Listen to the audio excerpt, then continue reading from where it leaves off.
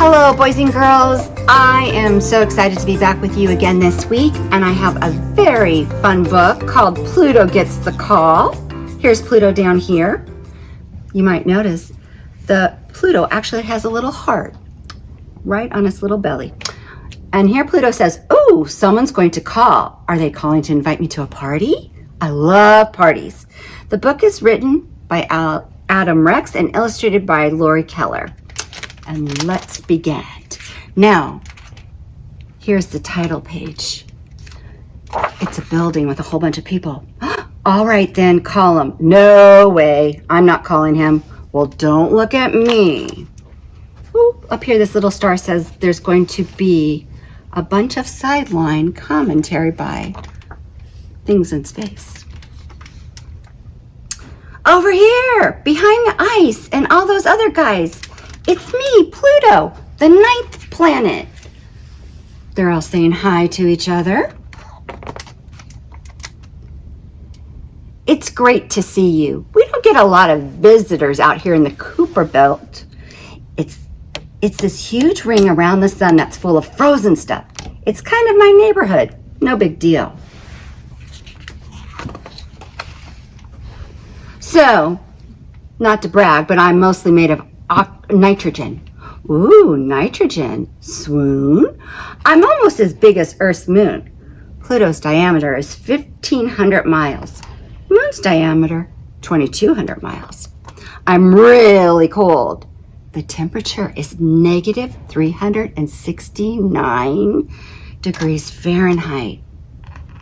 And I have a really big heart on my belly because I love being a planet. Hold on a second, that's my phone. You got Pluto. Oh, what a coincidence. I was just talking with someone from Earth. Sorry, I should take this. What? What do you mean I'm not a planet anymore? Why am I not a planet anymore? Okay, thank you for calling. That was just some scientists from Earth. They say I'm not a planet anymore. No biggie. They asked if I'd like to be known as the solar system's largest ice dwarf. And I was like, how would you like to be known as Earth's meanest, jerks? Huh? Oh, I'm sorry. I really didn't mean to say that. I'm sorry. You were probably hoping to hang out with a real planet. Let me show you around. Neptune, are you awake? This is Neptune. He's closer to the sun than me, but he's still so far away that it takes him 165 years to orbit all the way around. It only takes Earth 1 year. 1 year exactly. That's what a year is, actually. A black hole. Down here, the little star says, don't get sucked in. Who are you talking to? No one, man. Go back to sleep. Neptune is pretty icy and gassy. I'm not being mean. He just is. His twin is called Uranus. They're practically the same size. Hey, Pluto! Don't mind Uranus. She always spins on her side. So do her rings. When did she get rings? I want rings.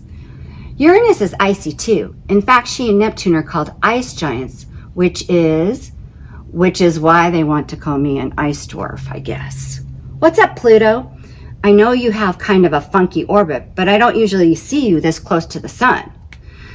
These Earth scientists say I'm not a planet anymore. What? Hold on. There's my phone. Oh, look. It's the scientist again. Am I back in place? What do you want? No, as a matter of fact, I don't want to be called Plutoid. Would you like to be called a humanoid?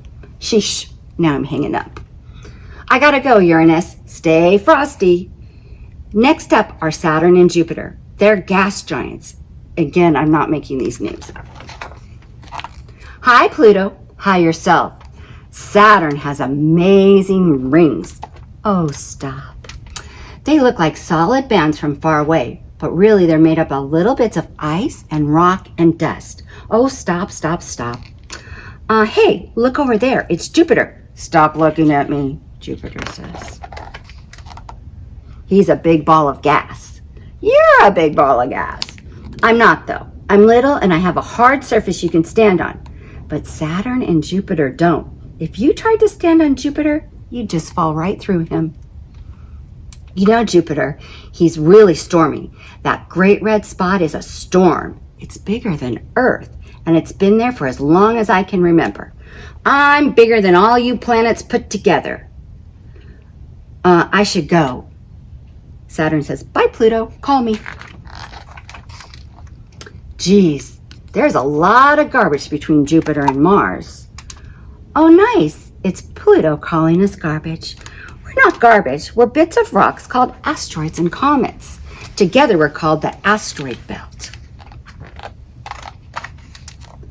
Sorry, gosh, I'm sorry. Just because he's a planet, he thinks he's better than us. What about Sirius? He's pretty big. He orbits around the sun. He's round like a planet. Yeah, that's right. How come you're a planet and I'm not? I'm actually not a planet anymore. He's not a planet anymore? Ha ha ha, he's not a planet anymore. I don't have to take this. I'm out of here. They were making fun of him. So here's Mars. She's smaller than Earth and she has a lot of water and ice. I don't see any water and ice. It's under her surface. It's part ice, water, dust, and small rocks. That's exactly where I put my smoothies. She's called the red planet because of all the rusty iron on her surface. Hi, Mars. I have robots on me. Yeah? Some of them just sit there. Some of them roll around. Pluto's confused by that. Robots? The humans sent them here. Ugh, no offense, but I don't want to talk about humans right now. So next is Earth. It's where mean scientists live. Moving on. Oh, come on. Look, there's Earth's moon. Guess who has the most moons? Mars? No, Neptune. Wait, Uranus? No, Mercury? Oh, it's Venus. I mean Saturn. It's Saturn, isn't it? Jupiter. That's what I was going to say next. Venus and Mercury are really hot. Oh, I'm sorry. Wow, Pluto has now traveled over 3.5 billion miles to see Mercury and Venus. Down here, you're not so bad yourself. Venus is the hottest planet and she's hidden behind yellow acid clouds. You'd hide your face too if it was covered in volcanoes. Mercury's hot too, but he's also cold, cold as ice. If you were standing on Mercury in the sun, you'd burn up. But if you stood in the shade, you'd freeze. Hey, Pluto, are you doing okay? Oh, I'm just kind of down because I'm not a planet anymore. Not a planet, but you're round. Yeah, and you orbit the sun. You don't orbit another planet like a moon does. Yeah, but I live in a crowded neighborhood. I guess a real planet's supposed to sweep all the ice and rocks out of the way. Hey, why don't you go talk to the boss about this? Yeah, man, go ask the sun's advice. She's pretty bright. Maybe I will. Did you get what I said? Pretty bright? Because she's the sun? Yeah, no, I got it. Pluto, you are far from home. Did you hear what happened to me? Pluto, you were orbiting around me for billions of years before the word planet was even invented. Oh, I know. I just like feeling special for a while. Look out at the solar system, my friend. Mercury is the smallest, and dare I say the cutest. Venus is the hottest, and I rotate in the opposite direction as most everyone else. Earth has life and this yummy sandwich. Mars has robots. I guess they're kind of cool. Jupiter is the biggest. Stop staring at my red spot. Saturn has its rings. Yoo-hoo! Hi, Pluto. People talk about Uranus for reasons I don't really want to go into. Ah, shucks. You must mean my charming personality. And, well, Neptune is Neptune. What's that supposed to mean? But you, Pluto, you're the planet who doesn't get to be a planet anymore, and people love you for it. You're still a planet to everyone who was too short to ride the Ferris wheel, to everyone who's ever put $7 into a claw machine and still didn't get the hippopotamus they wanted, to all the people picked last for a kickball. Do you know that right now, as we speak, those scientists are still arguing about you? They are? You used to be the coldest little planet, but now you have a big warm place in our hearts. There, Jupiter, don't cry. I'm not crying, I just have some meteor dust in my eyes. Oh, here's a close-up of Pluto's heart. See how big it is. Thanks, son. Don't mention it. I'd hug you, but you'd burn up instantly. It's cool. Get it? Cool? They get it.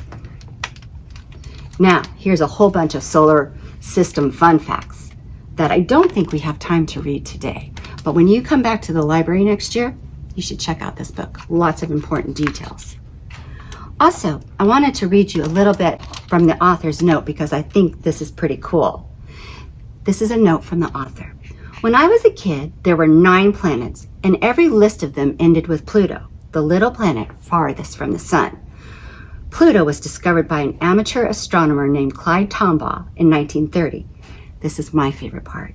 It was named by an 11-year-old girl named Venetia Burney, whose librarian grandfather knew how to get her suggestion to Clyde, the astronomer.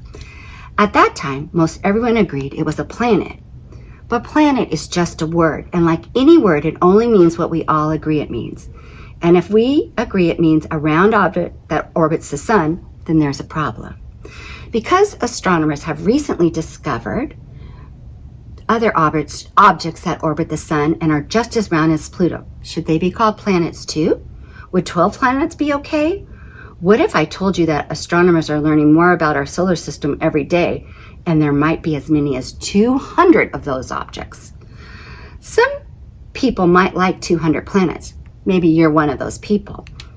But in 2006, astronomers decided on a new definition of the word planet. It must orbit the sun, it must be round, and it should clear the neighborhood around its orbit. That last bit just means that the planet gravity ought to either pull smaller objects closer or throw them out of its way. Pluto is round and orbits the sun, but it has a crowded orbit, so it isn't a planet anymore. Today, the planets are Mercury, Venus, Earth, Mars, Jupiter, Saturn, Uranus, and Neptune. People used to say there were 23 planets. Then they decided there were 9. Now there are 8. Science is always learning just like you, and sometimes it's stubborn. But science will always change its mind when it's time. That's what makes it strong. And it's waiting for kids just like you to teach it something new. So, Anzo, kids, go out there and learn something new. And maybe you can find a new planet too. Take care. See you next week, darlings.